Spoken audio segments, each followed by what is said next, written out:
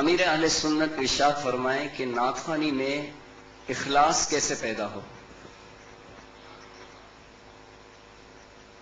اخلاص پیدا کرنے کے لیے تو یہ ہے کہ اخلاص کے بارے میں معلومات ہو پہلے کہ اخلاص بولتے کس کو ہے.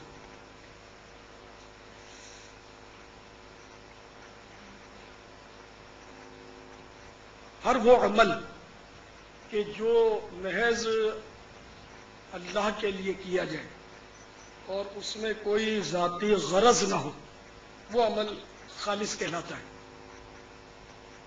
اب اخلاص پیدا کرنے کے لیے ظاہر ہے کہ اس کی معلومات جب ہوں گی تو اس سے مزید رغبت حاصل ہوگی. احیاء العلوم تیسری جلد میں اخلاص پر باب موجود ہے اور اس میں الحمدللہ بہت ساری معلومات آپ کو حاصل ہو سکتی ہیں.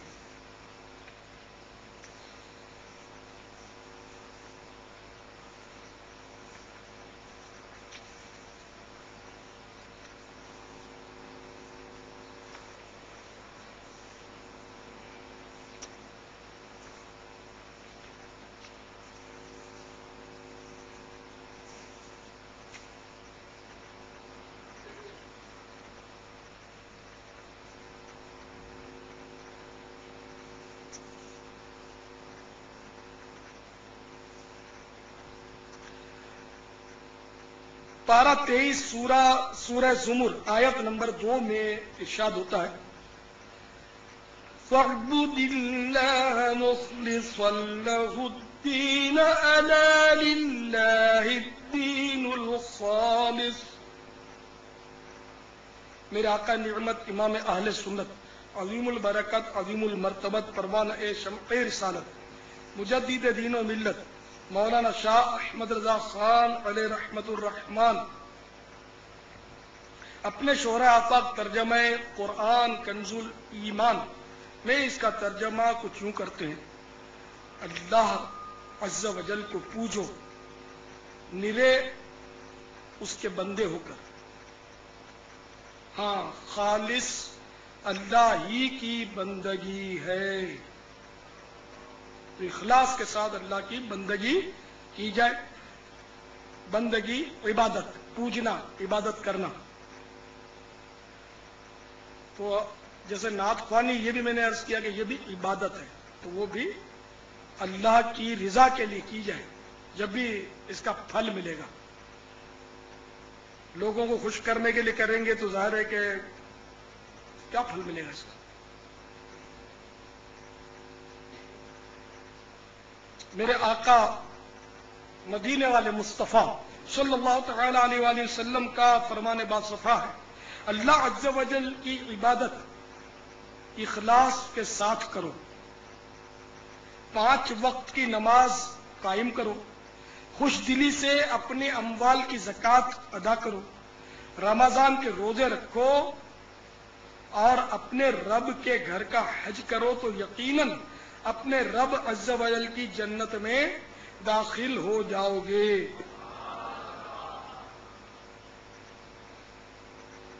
ایک اور حدیث پاک میں اللہ عز و جل کے محبوب دانہ غیوب منزہ عن العیوب صلی اللہ تعالی علیہ وآلہ وسلم کا فرمان رحمت نشان ہے اللہ عز و جل وہی عمل پسند فرماتا ہے جو اخلاص کے ساتھ اس کی رضا چاہنے کے لیے کیا جاتا ہے.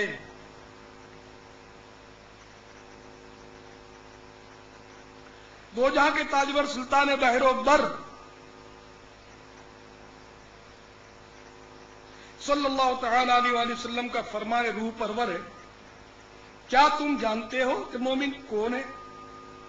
مومن وہ ہے جو اس وقت تک نہیں مرتا جب تک کہ اللہ عز و جل اس کی پسندیدہ باتوں سے اس کے کانوں کو نہ بھر دے. اگر کوئی بندہ 70 مکانات یعنی ایک مکان کے اندر دوسرا پھر تیسرا یہاں تک کہ 70 کے اندر اللہ عز و جل کے سے ڈرے جبکہ ہر مکان کا دروازہ لوہے کا ہو تو اللہ عز و جل اسے اس کے عمل کی چادر پہنا دیتا ہے، یہاں تک کہ لوگ اس کا چرچا کرنے لگتے ہیں اور زیادتی مبالغے سے کام لیتے ہیں، یعنی اس کی عبادت کو بڑا چڑھا کر بیان کرتے ہیں۔ صحابہ کرام علیہم الرضوان نے عرض کی کہ وہ کسی کے عمل میں زیادتی کیسے کر سکتے ہیں؟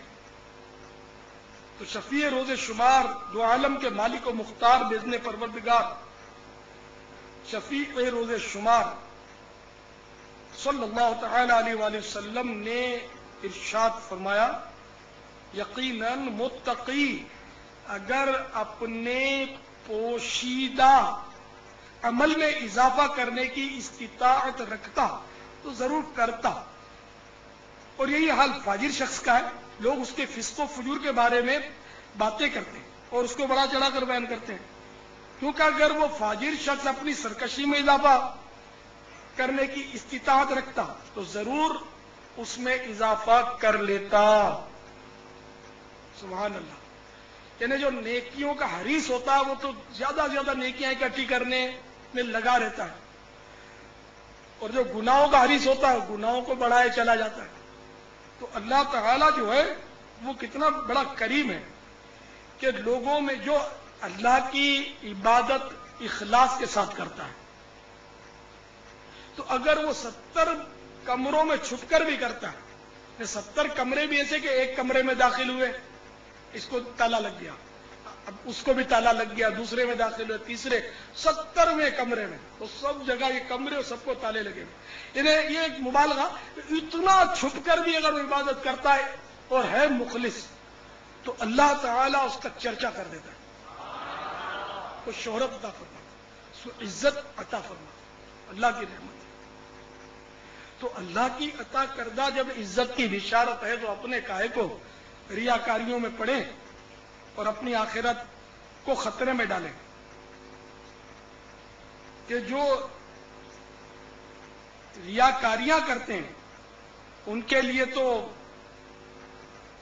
آخرت میں بڑا دشوار معاملہ ہے۔ چنانچہ حضرت ابو سعید بن ابی فضالہ رضی اللہ تعالی عنہ سے مروی ہے کہ رسول اللہ عز و جل و صلی اللہ تعالی علیہ وآلہ وسلم نے فرمایا، جب اللہ تعالی تمام لوگوں کو اس دن میں جمع فرمائے گا جس میں شک نہیں، تو ایک منادی ندا کرے گا، جس نے کوئی کام اللہ کے لیے کیا اور اس میں کسی کو شریک کر لیا، وہ اپنے عمل کا ثواب اسی شریک سے طلب کرے، کیونکہ اللہ عز و جل شرک سے بالکل بے نیاز ہے۔ یہ ریاکار کے لیے کہ